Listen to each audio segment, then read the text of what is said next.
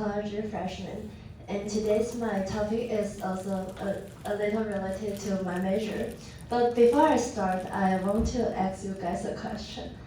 Raise your hand if you know MBTI. Oh, so many people. Yeah, I'm sure most of you would. But as a psychology student, I need to say that I don't completely believe in MBTI. Because it's not because scientifically valid in the psych world. But I still noticed something interesting. MBTI has become a kind of shared language in our generation. Back when I was in elementary or junior high, everyone was into horoscopes. I think many of you know things about horoscopes like, oh, Virgos are perfectionists or Leos love attentions. You know the drill, but today it's all about MBTI. Oh, you are an INFP? Oh, we share the same type. Yeah. It seems like MBTI becomes our modern horoscope, but just a bit more academic sounding. Although it lacks some validity in the psych world, but I still think that MBTI is kind of useful. It's a great way to break the ice. When you meet someone new or you don't know how to say, so you can go, what's your MBTI? And just like that, the conversations can flow. Sometimes MBTI feels like it gives us a shortcut to quickly understand a person. Just like sorry, I'm a little nervous. Yeah, just like it gives us a shortcut to quickly understand a person. But it's not true.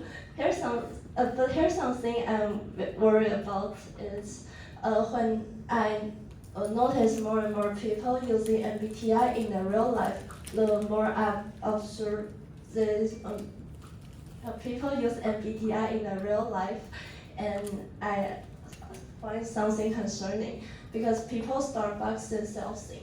They treat these four words like a fixed identity. Like I'm an I, so I can't go to a party, or I am a T, so I don't do emotions. Slowly people start limiting themselves, not because they are that way, but because they believe they are. In psychology, we call this self-fulfilling prophecy. It's about when you believe something about yourself, and you starting acting with that made it come true. This is not a good thing, yeah, because you are not really that person. It's just you told yourself you are. Yeah, and I have a story. I have friends who took MBTI test for 5 times. Yeah, it's real. She took this test 5 times because she want to get the result of ENFP. I still remember the moment when she did. She was like, oh yeah, I know I'm an ENFP, but that moment made me think, if you already decided which type you are, why keep testing? It's no longer about you understand yourself by taking this test. It's about checking a level.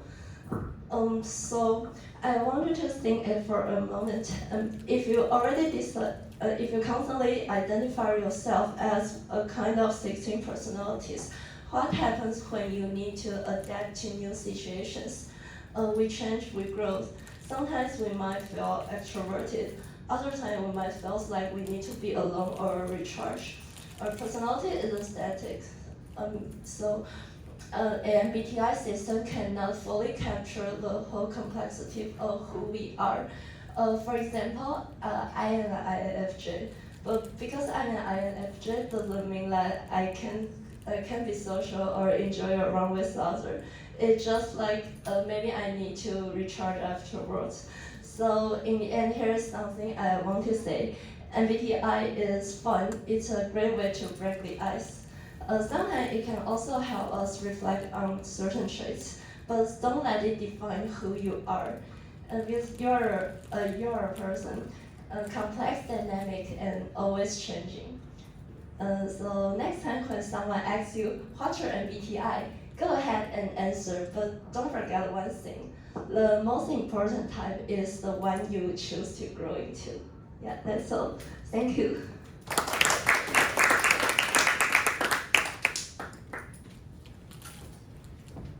Thanks. thanks for sharing the speech.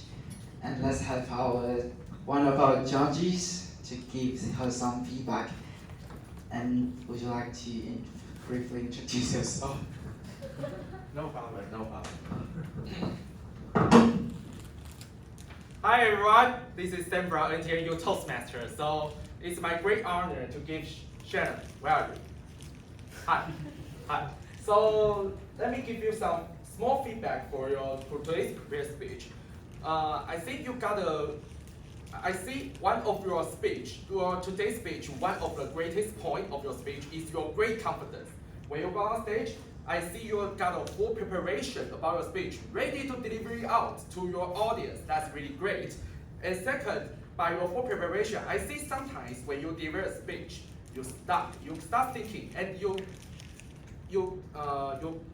link up it fluently. I think that's a really great way for you to deliver it because lots of